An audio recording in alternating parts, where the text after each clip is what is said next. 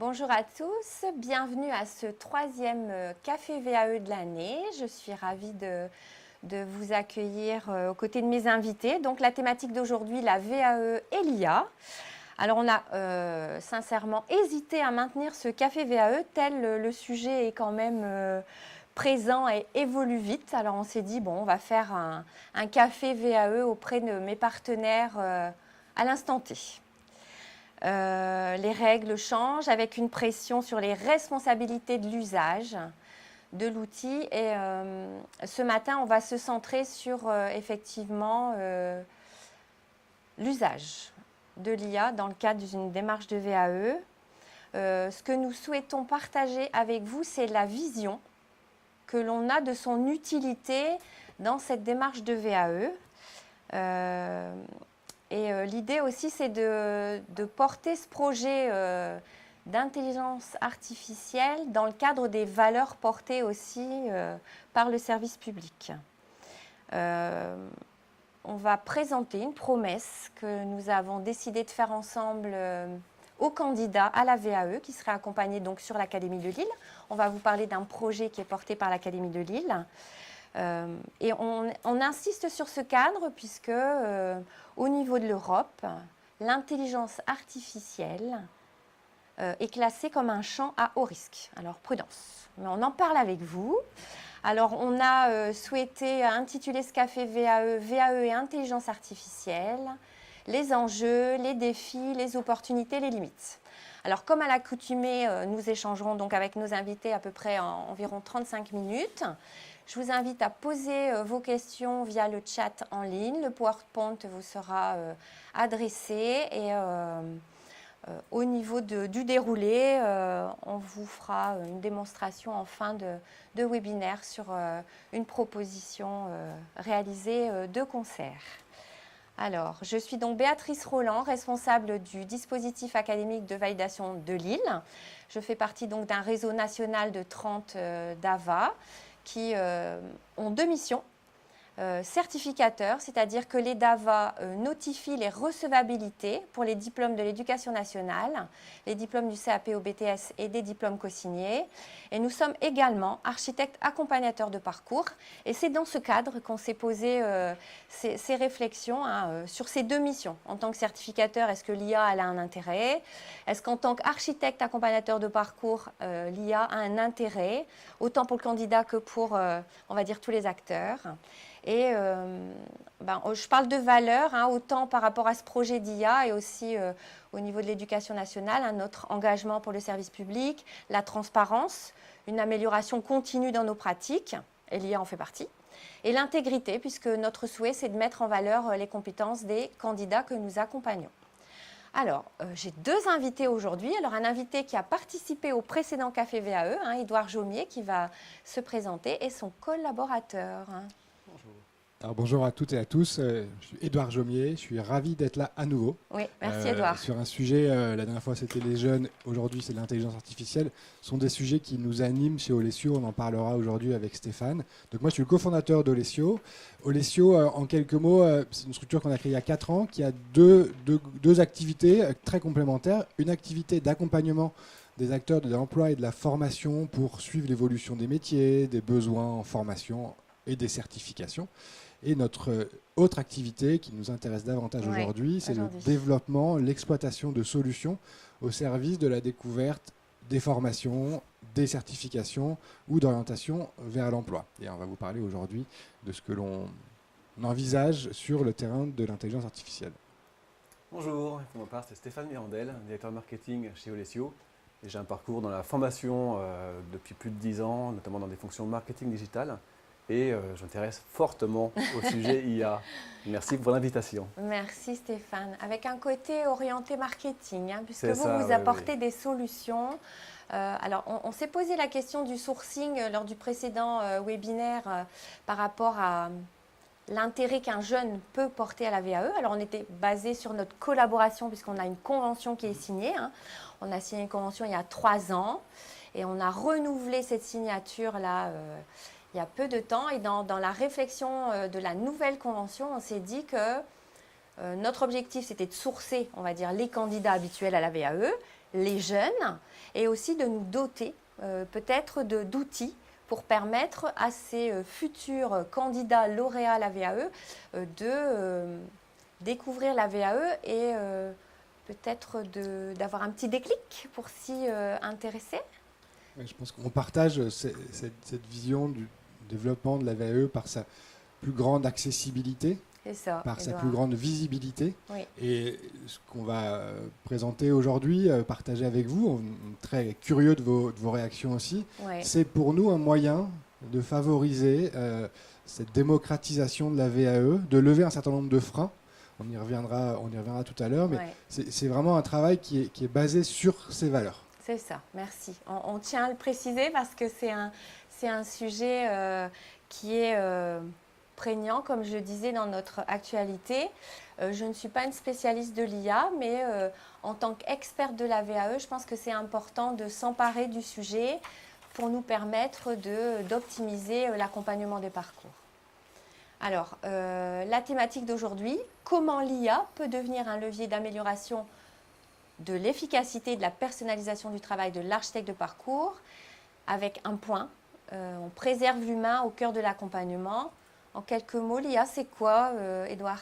Alors, en quelques mots, mais on en parle beaucoup, donc je pense que beaucoup d'entre vous ont une bonne compréhension de ce que recouvre le terme d'intelligence artificielle.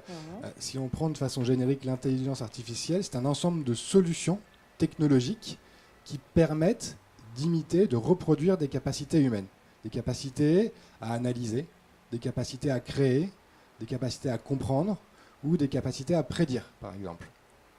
Alors, ce n'est pas un raisonnement humain, ce sont des calculs réalisés de manière extrêmement rapide sur une base de probabilité. D'accord. Donc, l'intelligence artificielle, si on parle de celle qui génère du texte, elle calcule la probabilité qu'un mot suive un autre, puis un autre, puis un autre, puis un autre. Donc on est vraiment sur un modèle de probabilité. C'est pas de la magie, mais c'est pas non plus de la compréhension humaine, réelle. On est sur des modèles de calcul probabilistes. Donc ça, c'est un élément important à avoir en tête. Et après, il y a différentes formes d'IA et différents domaines d'application. Aujourd'hui, on va parler de l'intelligence artificielle générative qui permet de générer du texte. Ouais. Donc vous connaissez ChatGPT, vous connaissez le chat de Mistral.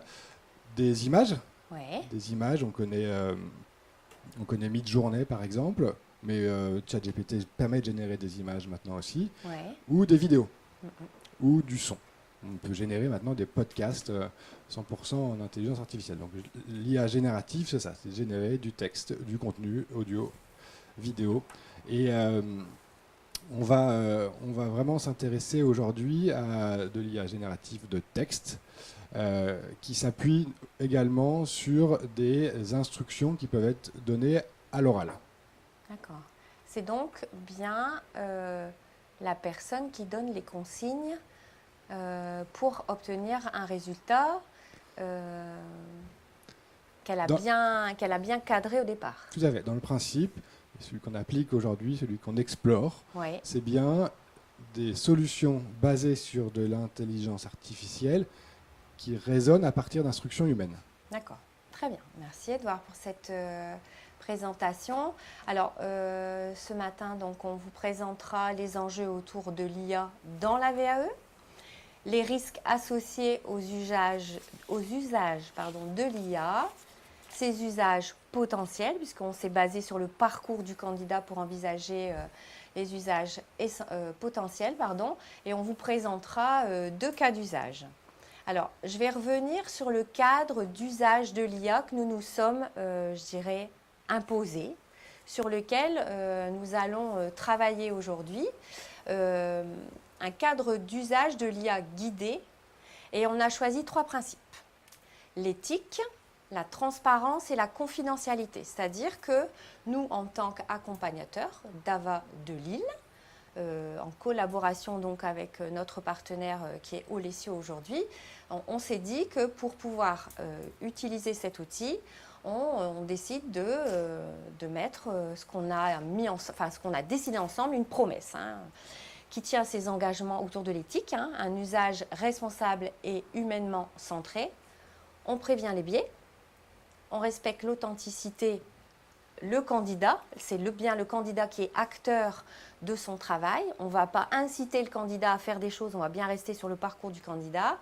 Et ce travail est supervisé. C'est-à-dire que nous, à notre niveau, on serait sur un comité qui va gérer, je dirais, l'outil proposé avec des rendez-vous réguliers pour gérer. Alors, peut-être pas une mise à jour, c'est peut-être pas le terme approprié, mais... Une correction, des ajustements en continu, Voilà. et ce qui impose du coup un suivi extrêmement rigoureux, surtout au début, pour pouvoir s'assurer qu'on reste bien dans ce cadre. Alors, je relis un peu mes notes parce que c'est la pluridisciplinarité de l'échange qui va permettre d'avoir une objectivité par rapport à nos travaux. C'est bien ce qu'on s'est dit, c'est-à-dire que l'expert VAE, elle ne peut pas, je dirais, prévoir le modèle. Vous, expert de l'IA et aussi du sourcing, vous allez apporter votre plus-value dans ce projet. Oui, il y a des échanges en ce moment très réguliers. Stéphane échange régulièrement avec des accompagnateurs pour comprendre leur métier et savoir comment eux, ils reçoivent un certain nombre de résultats qui sont proposés pour de l'évaluation et de la validation ou de l'invalidation. Oui, tout à fait.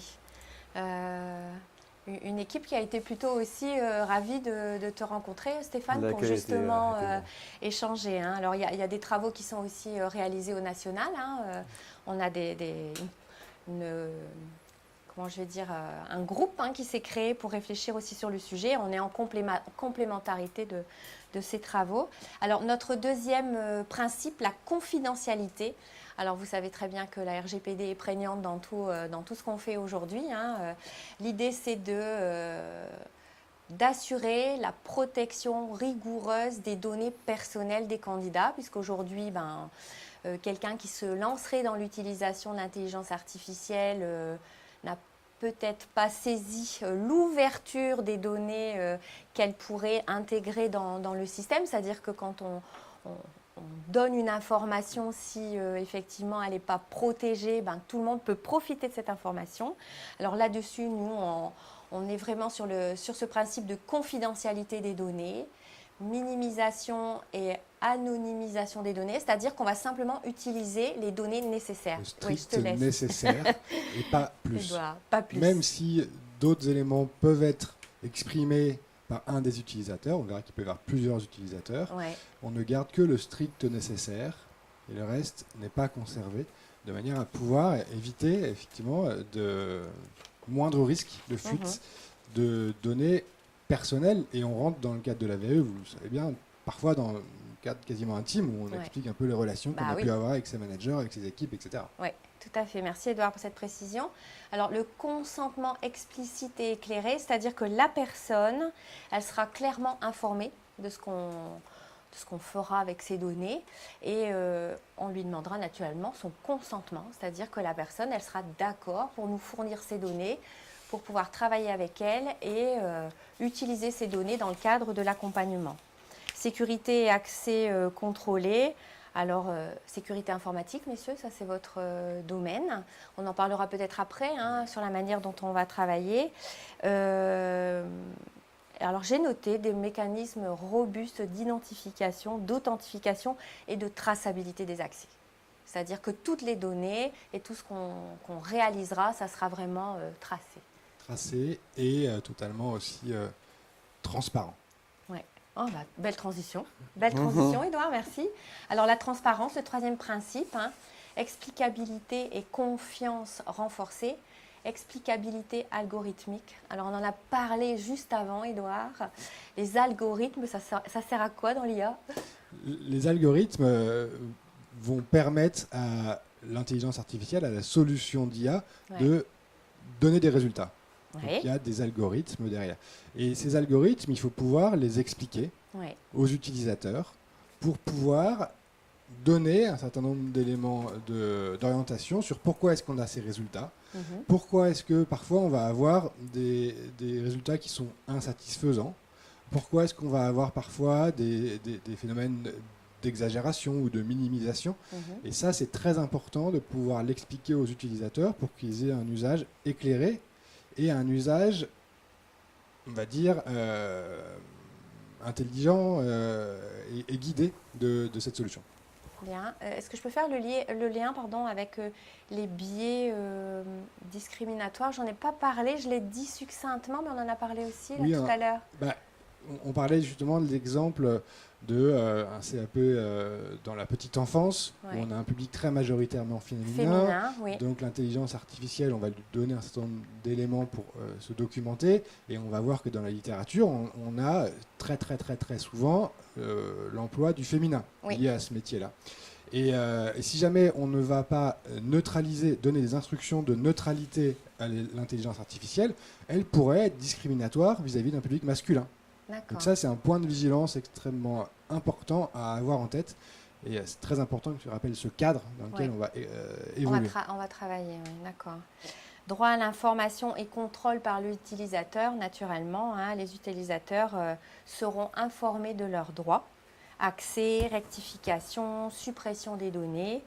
Et l'outil intègre des mécanismes transparents avec un accès direct aux droits. Alors, je vais clôturer sur l'idée de créer une relation de confiance durable avec l'usager. C'est-à-dire qu'à partir du moment où il va travailler avec nous, avec cet outil, ce qu'on souhaite, c'est vraiment qu'il y ait une confiance mutuelle dans ce parcours de VAE. Alors, l'utilisation réussie et pertinente de l'IA dans le parcours de VAE repose entièrement sur ces 3 piliers fondamentaux. Parce qu'on s'est aussi, nous, tout de suite positionné sur l'outil. Et on s'est dit que si on ne mettait pas un cadre avant de travailler, on aurait effectivement... on rencontrerait, je pense, des difficultés par rapport à des questions qui seraient posées. Alors qu'en posant le cadre, on s'est dit qu'on allait lever peut-être les interrogations de nos candidats. Pour nous, l'outil, elle va garantir l'efficacité du processus de VAE et on ne compromet pas du tout l'humain. C'est-à-dire que le candidat, il reste maître de son parcours et le conseiller qui va accompagner le candidat, il reste aussi maître du travail qu'il réalise avec cet outil. Est-ce qu'on peut parler d'outils, de leviers supplémentaires pour travailler? Tu voulais rebondir, Edouard? Non, je voulais que c'est très important de poser les bases avant de vous donner des éléments plus concrets après, avant la démonstration que Stéphane pourra vous faire, sur quels sont les usages qu'on envisage, et puis aussi aujourd'hui, quelles sont les limites de l'utilisation d'une IA, quelle qu'elle soit, par des candidats, de façon non accompagnée et non contrôlée. Et on va voir que les risques derrière cette utilisation non accompagnée sont importants, voire très importants, et voire plus que ce qu'on a présenté comme risque autour d'une IA encadrée. Merci Edouard. Alors, les engagements du DAVA de Lille dans l'usage de l'IA. Utiliser l'IA uniquement comme outil d'aide à la décision, c'est ce qu'on vient de se dire, c'est un outil. On ne se substitue pas à la décision autant du candidat que de la préco du conseiller. C'est bien une aide. J'ai évoqué la formation des équipes. Alors, autant sur l'Académie de Lille que sur l'ensemble des académies, on a ce souci de professionnalisation des conseillers avec effectivement la gestion des biais algorithmiques dont on a parlé, l'interprétation des suggestions de l'IA. Il y a beaucoup de vocabulaire, suggestion. Elle suggère des choses, mais alors, d'après ma compréhension, donc, elle est entraînée, cette IA. Du coup, si elle s'entraîne beaucoup, elle peut être amenée à faire des suggestions, mais qui ne sont pas des suggestions, on va dire, réelles. On doit, je dirais, permettre aux personnes qui vont utiliser l'intelligence artificielle de se rendre compte que ces suggestions ne sont pas réelles. On en parle après peut-être, oui, Edouard. Rédiger une charte d'usage interne de l'IA diffusée à tous les candidats, c'est ce dont on vient de parler. Nous, on s'est fait une promesse, mais on va rédiger une charte et prévoir un droit à l'explication pour les candidats en cas d'usage de l'IA dans leur accompagnement. L'éthique de l'IA engage la responsabilité collective, c'est-à-dire qu'un organisme qui ne prend pas la précaution de la gestion de ces données pourrait se retrouver en difficulté. On pourrait peut-être intenter des procès sur l'utilisation de l'IA auprès de ces organismes. On est sur un accompagnement individualisé, humain juste, au service des parcours de validation des candidats. On va rentrer dans le vif du sujet. Oui, maintenant que ce cadre est posé, et c'était hyper important de bien prendre le temps de définir quelles sont les précautions et les règles que l'on suit dans ces travaux qui sont exploratoires, mais on va voir qu'ils ont quand même déjà pas mal avancé, c'est assez concret. Prenons quelques instants pour se parler des risques qui existent aujourd'hui dans l'usage libre de l'intelligence artificielle. Si vous êtes accompagnateur, accompagnatrice, vous avez certainement reçu des candidats à la VAE qui avaient auparavant utilisé un chat GPT ou une autre IA générative pour produire des contenus. Vous avez probablement vu les résultats. Donc il y a des risques aujourd'hui très importants. Et on a une conviction très forte qu'on partage avec les équipes de l'Académie de Lille, c'est qu'il vaut mieux anticiper ces usages, les accompagner, que laisser un usage sauvage qui va avoir des conséquences très négatives. On avait il y a quelques années, à mon époque quand j'étais jeune, quelques sites internet qui permettaient de retrouver un mémoire de stage, un mémoire de fin d'études. Bon, il fallait avoir de la chance pour tomber sur le bon, mais on était là dans des situations de plagiat. L'IA, c'est ce principe-là, puissance 10. Parce qu'on va pouvoir faire produire un certain nombre de contenus qui ont vraiment une apparence de réalité, mais pour autant qui sont totalement inventés et fictifs. On a mis là quelques exemples. À gauche, vous avez des prompts, donc des instructions qui sont données à une IA, et à droite, les risques. Le prompt, c'est « rédige mon livret VAE pour un CAP AEPE ». On va avoir derrière un copier-coller brut de tout ce qui existe en termes de livret de validation, par exemple, et qui va produire un récit ultra générique qui n'a aucun lien avec l'expérience du candidat. Le jury va le voir. Oui, le jury va le voir, mais sauf que le candidat a perdu son temps, le jury a perdu son temps, l'accompagnateur a perdu son temps. C'est 100% de perte pour tout le monde. Donc ça, c'est un gros risque. Après, on peut avoir aussi des usages un peu plus fins. Explique comment j'ai formé des stagiaires à la sécurité alimentaire. Je ne l'ai pas fait. Mais on est sur une instruction plus spécifique, donc ça va être plus difficile à détecter si c'est noyé dans une masse de choses qui sont réelles. D'accord. Mais derrière, on va avoir des récits qui sont totalement fictifs, qui sont enjolivés, avec des mensonges qui peuvent être un peu involontaires. Je pense qu'il y a un peu de malice derrière ça. Dans l'essai, oui. Mais voilà, ça, c'est vraiment le risque derrière. Et on va avoir des résultats qui sont lisses, qui ne retracent pas qui ne retranscrivent pas la personnalité du candidat, sont vécus des situations professionnelles, et derrière on aura des jurys qui seront perdus, qui ne sauront plus à quel sein se vouer et comment évaluer l'acquisition ou non des compétences d'un référentiel de certification. Donc c'est aujourd'hui des situations qui existent et que l'on souhaite éviter à travers la proposition de solutions encadrées, accompagnées, entraînées, validées. Un troisième exemple, tu voulais? Non, pas spécialement, Edouard? L'exemple qu'on peut donner en plus, c'est la rédaction pure et simple de certaines situations professionnelles par l'IA, où on va dire trouve une situation où j'ai été en position de réaliser un planning pour la garde des enfants. Dans le cadre du CAP-EPE, je reprends le reste sur le CAP-EPE. Mais n'importe quelle IA va faire ça extrêmement bien. Et il sera extrêmement compliqué d'identifier si jamais on est sur une situation réelle ou fictive.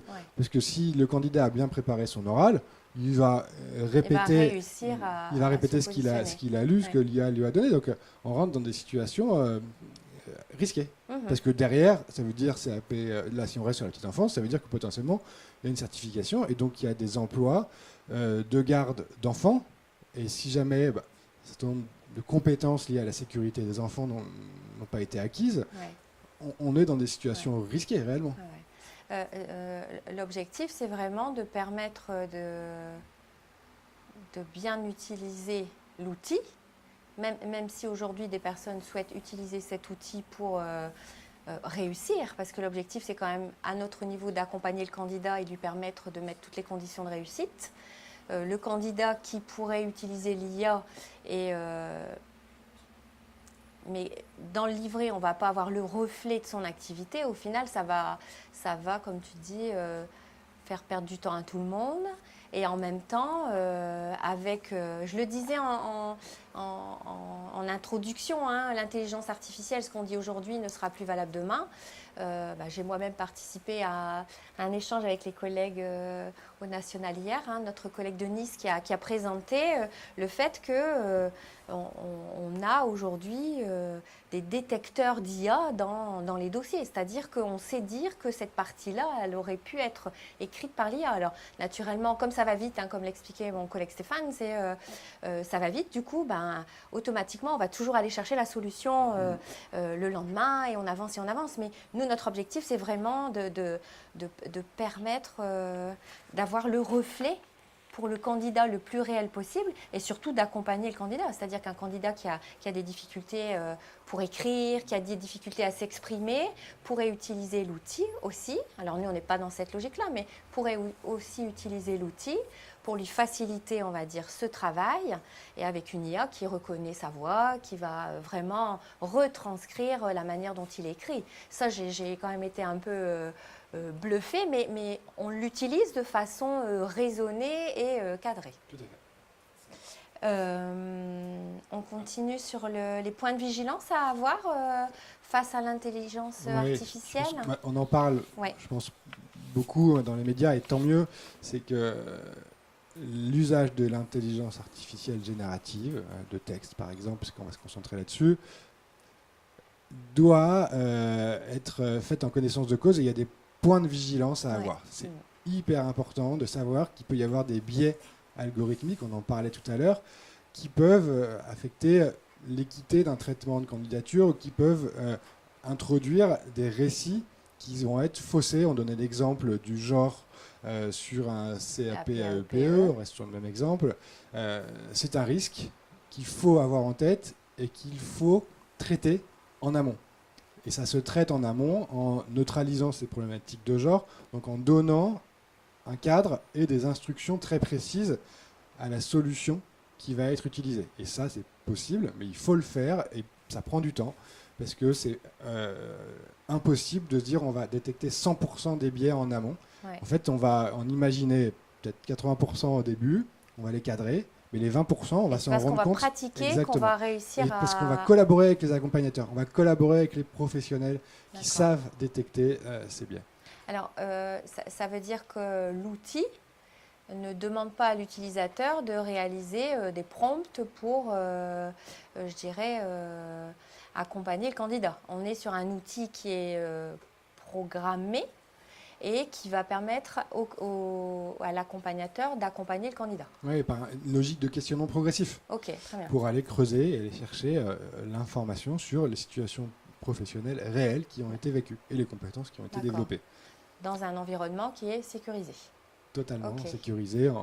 Voilà, il y a les biais de surconfiance. Oui, je le vois écrit, du coup, je te regarde. Biais de surconfiance, c'est quoi un biais de surconfiance?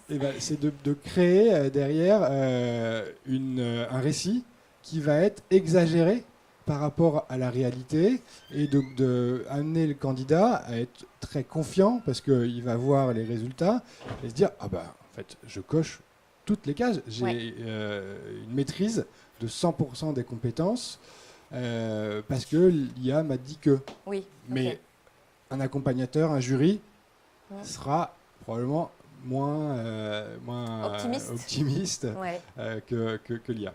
Parce qu'elle a aidé le candidat, mais parce qu'elle aide le candidat, il ne faut pas non plus que ce soit trop surfait. Elle connaît l'objectif. Elle connaît l'objectif. Elle connaît l'objectif. L'objectif, c'est d'aller valider une certification. Et donc, l'IA, elle va tendre vers cet objectif. Elle a été programmée comme ça. Et donc, naturellement, elle va essayer de renforcer parce qu'elle veut atteindre l'objectif. D'accord. Oui, alors on pourrait être trop confiant. Exactement. Il y a le sujet d'opacité des processus décisionnels. On en parlait tout à l'heure. Il est très important d'être transparent sur la logique algorithmique qui est suivie, sur la logique de calcul et de proposition des résultats par l'intelligence artificielle. Ça, c'est important de C'est la boîte sortir. noire comme dans l'avion. Exactement, on sort de cette On trace effet. tout. Ouais. Ouais. Les risques en matière de protection des données personnelles, on en a parlé largement, je ne vais pas y revenir, mais c'est fondamental. Et derrière, il faut sécuriser l'usage d'une solution qui propose de l'IA pour éviter des détournements d'usage qui seraient faits à des fins non conformes des objectifs de la VAE. On a parlé de l'exagération, on a parlé derrière de biais liés au genre. Donc ce sont des éléments qui sont importants à avoir en tête avant. Ça veut dire que l'IA, elle a l'objectif. Et pour atteindre l'objectif, si on n'est pas vigilant, on pourrait effectivement créer des biais, se retrouver sur des processus décisionnels. C'est bon, on a un go, on y va parce qu'on a réussi à cocher toutes les cases, comme tu le disais, Édouard. Alors naturellement, les données personnelles, on en a parlé, mais on donnera la solution. Alors le détournement, on est encore sur l'IA qui pourrait détourner les données qu'on lui a fournies. J'ai du mal avec le détournement des outils qui ne seraient pas conformes à la commande. Si l'outil était utilisé pour un autre processus de certification que de la VAE en formation initiale, en fait, on a conçu un outil qui est imaginé pour des la gens VAE, qui ont eu des expériences professionnelles. On ne peut pas l'utiliser pour un autre objectif. D'accord. Merci Édouard pour ces précisions. Donc, un cadre, des points de vigilance et le parcours du candidat, donc avec les étapes, l'information, l'orientation, l'inscription sur le portail, puisque les candidats s'inscrivent et les certifications sont de plus en plus nombreuses sur le portail France VAE avec les certifications de l'éducation nationale qui arrivent avant la fin de l'année, l'intégralité des certifications pour le ministère. Disponible pour fin décembre. L'étude de faisabilité, la notification de la recevabilité par le certificateur, la réalisation du parcours de validation par un accompagnateur, un organisme de formation et aussi des actes formatifs, et l'entretien avec le jury. Alors, par rapport à l'objectif que nous nous sommes fixés et la réflexion qu'on a eue sur l'utilisation de l'intelligence artificielle dans ce parcours pour accompagner le candidat et aussi l'accompagnateur dans ses pratiques, nous, on s'est focalisé sur l'accueil, l'information, l'orientation. Le candidat, aujourd'hui, pour pouvoir s'inscrire sur le portail France VAE, a déjà choisi sa certification. Nous, on s'est dit qu'avant de choisir sa certification, on pourrait peut-être l'aider à se positionner. Et j'ai insisté avec Édouard sur le fait de la promotion qu'on réalise auprès de ce dispositif. Alors, on l'a fait auprès des jeunes, on le fait auprès des adultes depuis longtemps et en Hauts-de-France auprès des femmes grâce à notre campagne valorisée. Là, on s'est dit, la personne, si elle cherche de l'information, elle peut se dire, mais est-ce que moi, je peux faire une VAE? Alors, on est parti dans ce principe en se disant, on va leur donner envie. Un peu comme valoriser, on donne envie aux femmes de s'engager dans le parcours. Et on est parti de ce constat. On en reparle avec vous après. À moins que tu veuilles faire... non, après, Édouard. La deuxième étape, la personne s'inscrit sur le portail France VAE. Et après, on lui demande de compléter ce qu'on appelle une étude de faisabilité, que vous connaissez en tant qu'acteur de ce dispositif. Et là, c'est pareil, la personne, elle peut être accompagnée si elle choisit un architecte accompagnateur de parcours. Et elle peut aussi le faire en tant que candidat autonome. Vous savez que le candidat doit réfléchir à la manière dont il va financer son parcours et parfois certaines personnes ne pourraient peut-être pas bénéficier de financement. Alors on s'est dit qu'à ce niveau-là, on pourrait aussi permettre à ces candidats et aux accompagnateurs et à leurs accompagnateurs de bénéficier d'une solution qui leur permettrait de travailler alors différemment, chacun dans son rôle. Le candidat qui va expliquer son parcours, l'accompagnateur qui naturellement travaille sur l'entretien d'explicitation mais outillés, c'est-à-dire qu'on va faire des propositions et ensemble,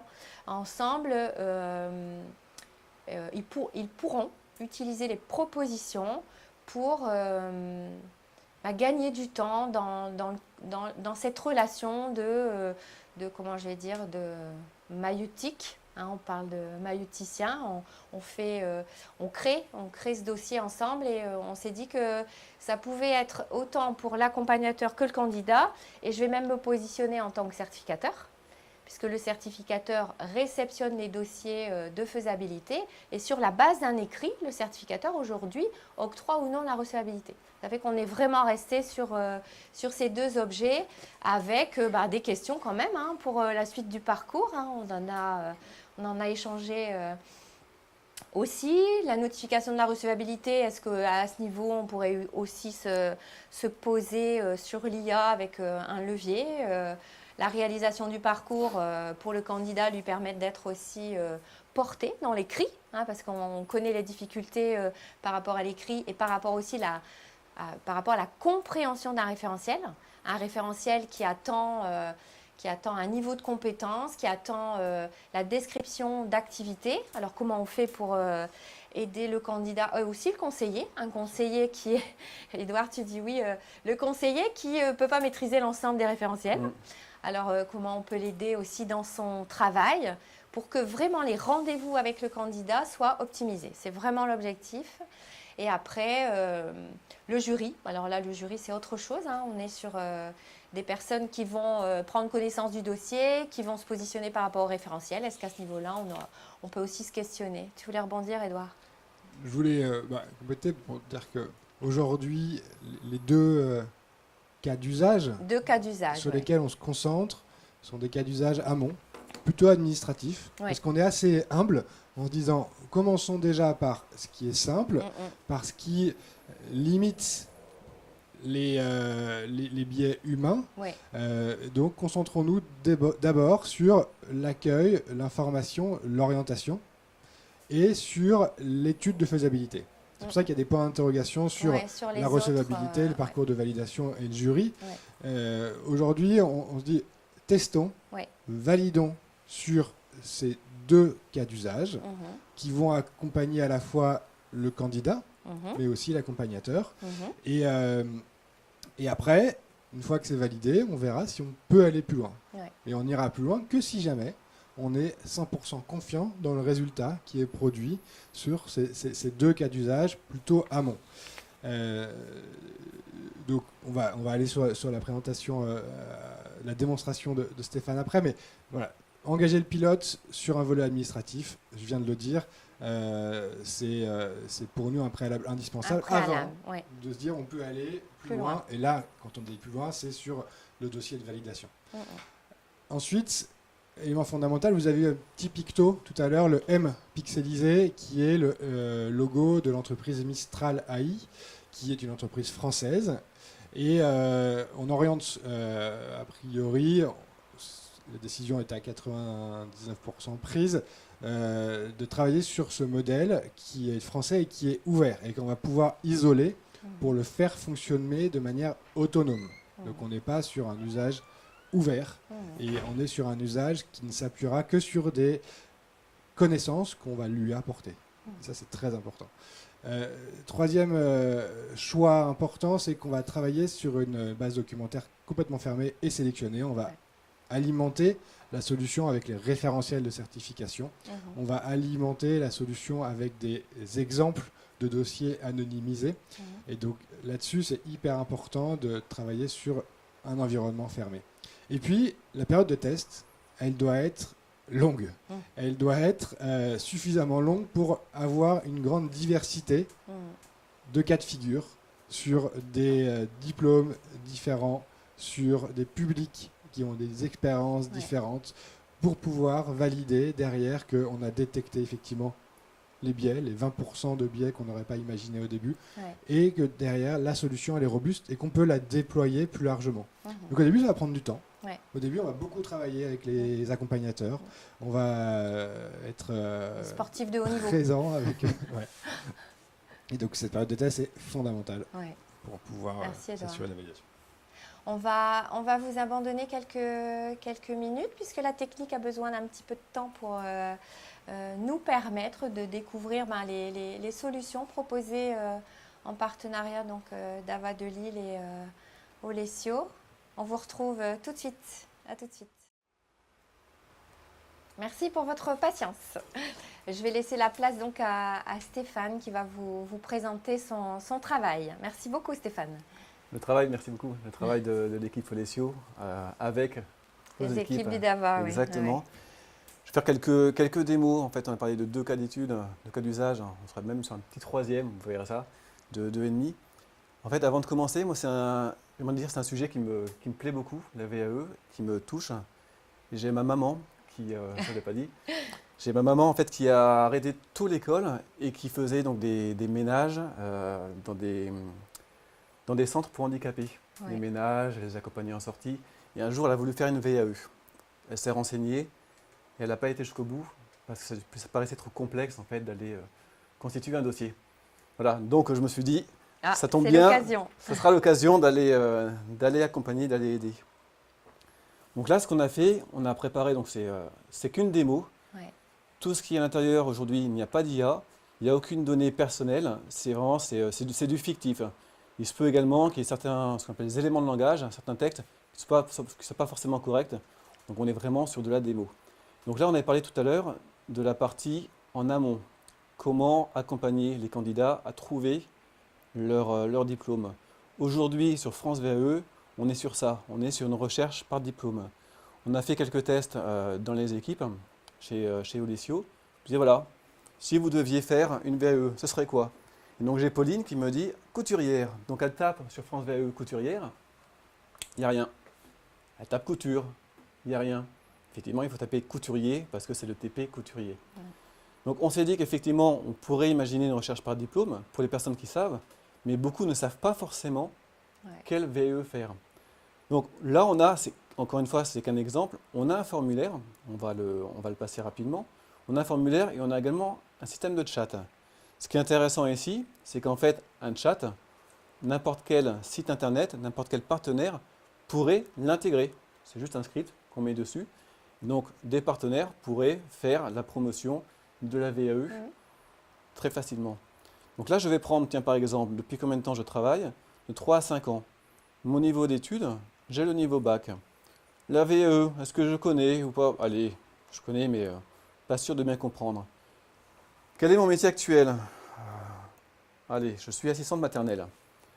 De là, on va me poser quelques questions en lien avec mon métier. Les enfants avec qui je travaille le plus souvent, ils ont moins de 3 ans. Où est-ce que je les garde? À la maison. Voilà. Et donc là, on va me proposer certaines formations qui pourraient me correspondre. Donc là, en l'occurrence, on a le CAP AEPE qui semble, encore une fois, je dis bien qui semble correspondre, et quelques autres diplômes susceptibles de m'intéresser. Et ensuite, c'est aussi quelque chose qui manque, je trouve, sur France VAE, c'est quand on est sur la homepage ou sur la partie candidat et que je souhaite un peu d'aide. On me dit, allez voir sur le site d'emploi les diplômes demandés. Évidemment, je pense que peu le font. Et donc là, on va proposer, pourquoi pas, d'être contacté par un conseiller, d'être rappelé. Je mets mes coordonnées, automatiquement, c'est envoyé au DAVA de Lille, qui peut les recontacter.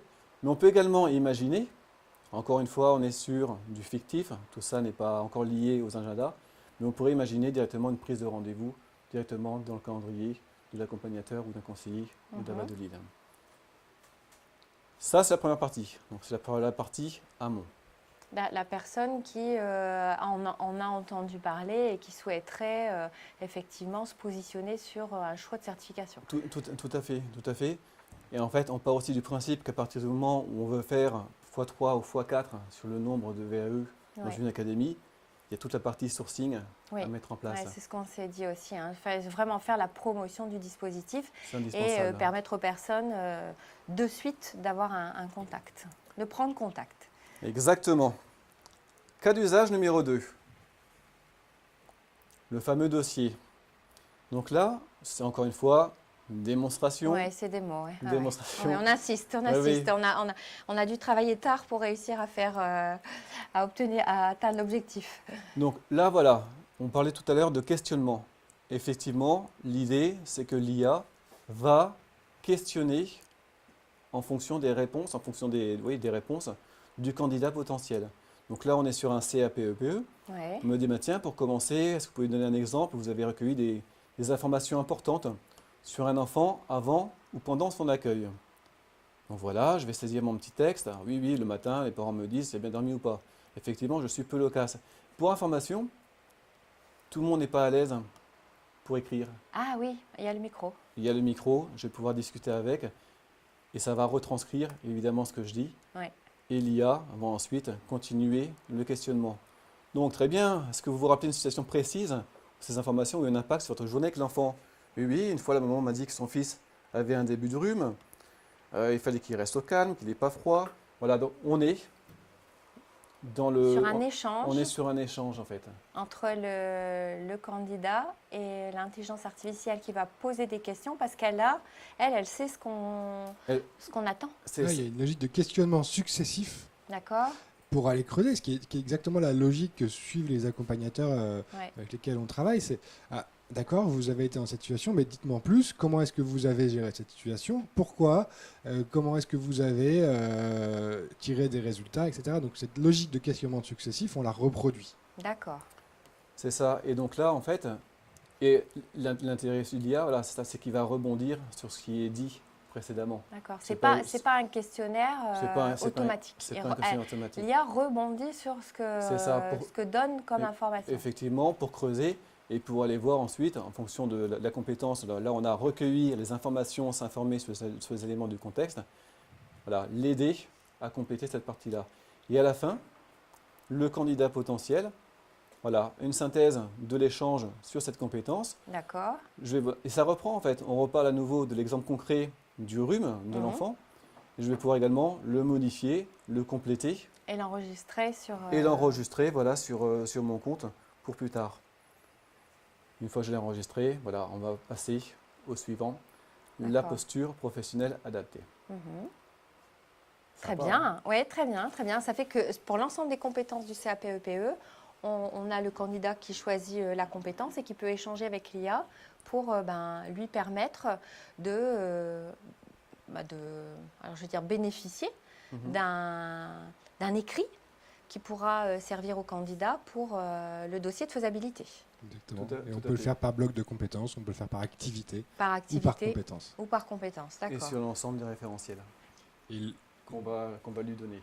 Ouais, Exact. c'est ça, c'est ce qu'on disait tout à l'heure avec Édouard, c'est que comme l'IA est fermée, et on le fait progressivement et on n'a pas toutes les certifications aujourd'hui non plus disponibles sur France VAE au niveau de notre ministère. On démarre par les certifications qui sont accessibles, on teste et on teste et on reteste et on reteste et on voit effectivement si l'outil permet de répondre aux attentes. Alors, je vais revenir sur l'idée du biais du coup. Le candidat, il peut répondre aussi des choses qu'il ne fait pas. il peut répondre des... Ouais, Il ouais. peut, comme il peut déjà le faire aujourd'hui en fait. Oui, sans tout IA. à fait. Ça veut dire qu'il aura quand même un résumé, mais avec des choses, on reste sur le déclaratif. Ça veut Oui. dire que ça sera l'accompagnateur qui va permettre de réguler peut-être la manière dont ça sera retranscrit. Et s'il invente purement et simplement S'il des invente, situations ouais, professionnelles, ouais. en général, elles vont être peu détaillées. Oui, c'est Et- vrai, c'est vrai. Et là-dessus, la solution ne va pas inventer ou retranscrire des choses. Oui. L'IA, elle ne va pas supplémentaires. rajouter des choses. Non, justement, c'est ça. Non, d'accord. Oui, c'était vraiment mon interrogation là. En te voyant faire au niveau des questions, elle pose des questions, elle repose des questions. L'objectif, c'est de valider la compétence. Ça veut dire qu'elle pourrait poser des questions pour obtenir elle veut obtenir le maximum d'informations par rapport au vécu du candidat. Mais elle ne va pas ajouter des choses. Ce que tu disais tout à l'heure, c'est qu'on veut mettre l'humain au cœur de cette solution et c'est Ouais.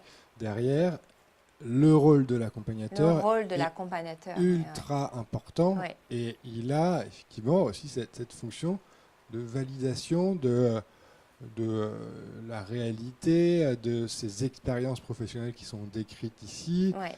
de pointer les risques Oui. éventuels qu'il peut y avoir à aller plus loin si Ouais. jamais on est zone Alors, d'ombre. Ouais, on est sur le dossier de faisabilité et je le disais, hein, pour les certificateurs qui reçoivent les dossiers de faisabilité aujourd'hui, c'est-à-dire qu'on octroie la recevabilité sur un écrit, Mhm. effectivement, des dossiers parfois sont peu complétés. Alors peut-être parce que ce n'est pas évident, ça pourrait permettre aux candidats et aux accompagnateurs une aide précieuse. Tout à fait. Justement, on va aller voir côté accompagnateur. Oui, Ça pourrait donner quoi? Donc là, on peut imaginer un accès spécifique aux accompagnateurs. oui, Et on pourrait, bah voilà, on retrouve des dossiers qui ont été préparés en ligne, oui, et notamment le dernier, donc celui de Véronique, sur son CAP AEPE, où on voit que Véronique, Véro pour les intimes, oui. 34 ans, asthmate depuis 8 ans. Voilà, donc on voit un petit peu son profil, son expérience, 8 ans en tant qu'asthmate agréé, l'accueil d'enfants, ses compétences évaluées, et ensuite on a une synthèse générée par l'IA à Ouais. partir du dossier de faisabilité du CAP EPE. Qui a été complété par le candidat, alors seul ou avec Ou l'accompagnateur. avec l'accompagnateur, D'accord. tout à fait. Mhm. Et donc là, par exemple, qu'est-ce qu'on voit? On voit qu'au regard des éléments présentés dans le dossier, la candidate semble présenter une expérience significative et diversifiée en lien avec les compétences du CAP EPE. D'accord. Le dossier est globalement bien argumenté, cependant, aucune expérience en accueil collectif n'est mentionnée. Oui, d'accord. Effectivement, Il y a me une semble que préco derrière. c'est ça, il me semble que pour le CAP EPE, il va Ouais, falloir ouais, justifier d'une automatiquement, expérience oui, en un accueil. accueil en collectif. Oui, Parce que moi, Edouard, tu dis préco, c'est pas une préco, c'est pas une préco, c'est un point de vigilance. un point de vigilance, d'accord. Bien, tu as raison de le préciser. L'IA ne va pas préconiser, mais elle a vu qu'il me manquait, il y avait un écart. Ouais, Du tout à coup, elle suggère. Non, elle ne suggère pas. fait. Non. Non, Elle va donner en fait. Elle va simplement le citer. C'est D'accord. une présentation d'un constat objectif basé sur le Constat référentiel objectif. de Très bien. certification et les expériences qui ont été présentées. D'accord. Effectivement, elle va souligner ce qui semble être des points forts, mais également, pourquoi pas, des points de vigilance. Mhm. Et donc là, on a du coup donc, la synthèse. Oui, La synthèse, effectivement, le dossier est bien argumenté, aucune expérience en accueil collectif n'est mentionnée. Ça ne veut pas dire que la candidate n'en a pas, non, peut-être non, juste simplement qu'elle n'en a pas parlé. Oui. Donc ça vaudra le coup d'échanger avec l'accompagnateur. On a également des éléments à approfondir et une conclusion d'IA non décisionnelle. Ça Oui. veut dire quoi? Ça veut dire que l'IA donne son avis, entre guillemets. En Oui. fait, l'IA n'a Oui.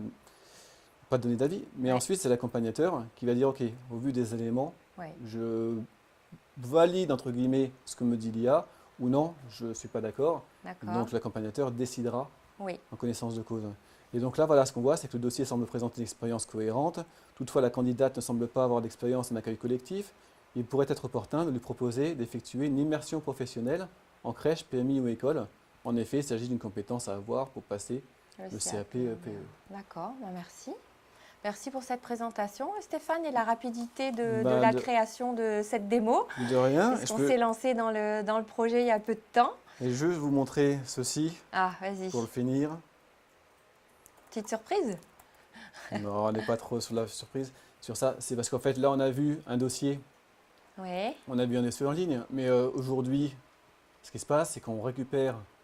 Ah, on- les dossiers de on récupère les faisabilité. dossiers. Oui, d'accord. Donc en fait, je peux très bien, demain, tiens, j'ai Stéphane Cuisine. Ouais.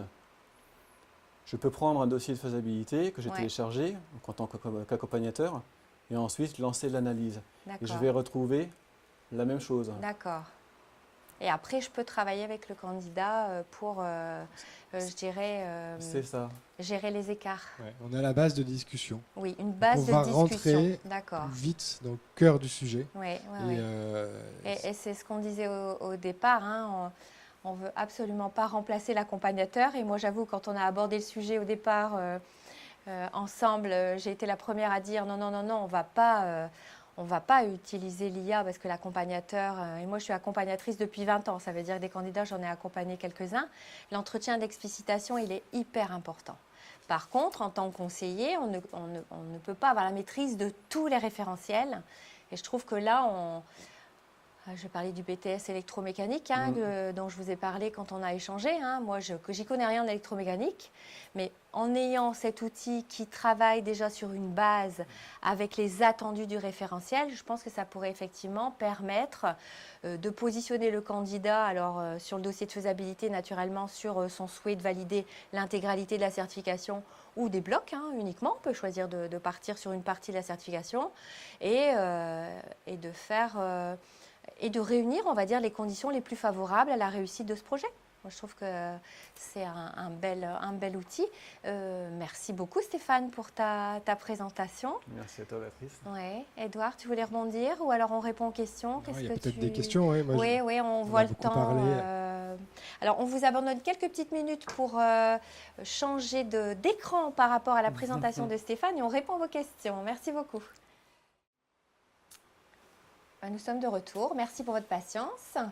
Alors, mes collègues nous ont fourni quelques questions. Alors, j'ai Fabienne qui me demande comment peut-on utiliser concrètement l'IA dans l'information à la VAE et l'accompagnement VAE. Alors, nous, on a évoqué, je dirais, les projets en cours. Sur l'information, c'est donner un maximum d'informations, puisque c'est l'idée de ces cafés VAE, de la promotion. Alors, comme l'a présenté Stéphane, on est sur un déclic. On parlait des jeunes et on en a discuté ensemble. Un jeune qui a réalisé des stages, des PFMP, qui a commencé un apprentissage, il a cumulé toutes ces expériences. Il pourrait intégrer ces expériences dans l'outil et au final, on pourrait lui dire « Ah, vous pouvez envisager tel parcours de VAE ». Et dans l'accompagnement, je pense qu'on l'a évoqué, mais pour l'instant, ça n'est pas notre sujet. Mais je pense que ça peut être vraiment l'outil complémentaire pour... l'accompagnateur, comment allez-vous constituer votre base documentaire et base de données? Alors, sur les bases de données référencées au niveau du ministère. Oui, et puis on a la chance de France Compétences depuis quelques années demande des référentiels de certification très détaillés, extrêmement normés. On écrit les compétences avec le verbe d'action à l'infinitif, le sujet, la finalité, le contexte, avec des modalités d'évaluation par compétence. Et donc ça, c'est une matière extrêmement précieuse qui va permettre derrière de rendre très rigoureuse la procédure de questionnement par la solution d'IA. Par la solution d'IA, le langage, le modèle de langage. Est-ce que vous avez encore des questions? Mes collègues, je vois qu'il y a Laurence, il y a Fabien, il y a Benjamin. Ah, j'ai pas vu Benjamin. L'IA étant déjà là, a-t-elle changé la posture du jury et leur questionnement lors de l'oral? Alors, en tant que certificateur, sur les dernières sessions de jury, je n'ai pas de retour à vous donner par rapport à cette question. On a naturellement le plagiat qui était déjà présent. Aujourd'hui, on a des outils, comme je le disais, j'ai appris ça, des outils qui peuvent effectivement traiter les dossiers. Au niveau d'université, c'est utilisé. Traiter les dossiers des universitaires pour justement mettre en avant l'utilisation de l'intelligence artificielle. Au niveau des jurys, je ne peux pas m'avancer aujourd'hui, mais en tout cas, les jurys au niveau du ministère sont aussi dans cette dynamique de vigilance et de cadrage par rapport à l'utilisation de l'IA. Je ne peux pas m'avancer sur le sujet. Comment l'IA a-t-elle des critères de validation suffisants pour savoir si la compétence est vraiment suffisante? Alors, c'est une aide, l'IA. C'est une aide. On ne travaille pas aujourd'hui sur le dossier de validation. Non, de recevabilité. On est sur le dossier de faisabilité. On est sur l'amont, effectivement. Sur l'amont, donc à ce stade, on ne peut pas dire oui, on saura avoir un jugement suffisant. D'accord. Bon, je pense que on va rester dans notre timing. On a déjà dépassé de 5 minutes. Je pense qu'il y avait encore des questions auxquelles on aura l'occasion peut-être de répondre ultérieurement via la foire aux questions. Je vais remercier mes invités. Vous remercier aussi pour votre attention. Je vais leur laisser un petit mot sur la VAE et l'IA et après je clôture. Edouard, est-ce que tu veux te faire plaisir? Dis-moi.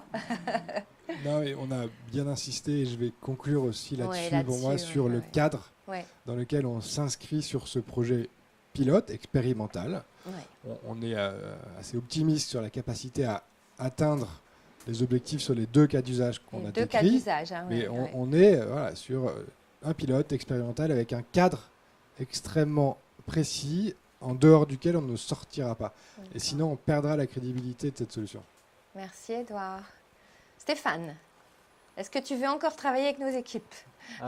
J'espère davantage, et Davantage. ce sera le cas. Ouais, Et ouais, je pense qu'en fait, l'IA est là depuis quelques années aujourd'hui. Il Ouais. est présent dans nos vies, il le sera de plus en plus. ouais, Et je pense que là, on a l'opportunité de créer une solution pour les candidats et pour les accompagnateurs ouais, qui soit sécurisée, qui soit normée, qui soit, ouais. qui Très soit bien. en fait. Merci pour votre participation. Je vais vous remercier aussi. Je tiens à préciser que ce webinaire a été préparé en collaboration avec Olesio, mais aussi le consultant de Formaprod, puisqu'il est aussi passionné d'IA, alors on va le remercier aussi. Les cafés VAE, alors avant les vacances, on termine. On vous retrouve après les congés, alors sur une thématique qui est encore à valider, mais avec grand plaisir. Et puis, je vous souhaite de beaux accompagnements, de réels accompagnements avec le virtuel, je dirais bien cadré à nos côtés. À bientôt, merci. Au revoir, à bientôt.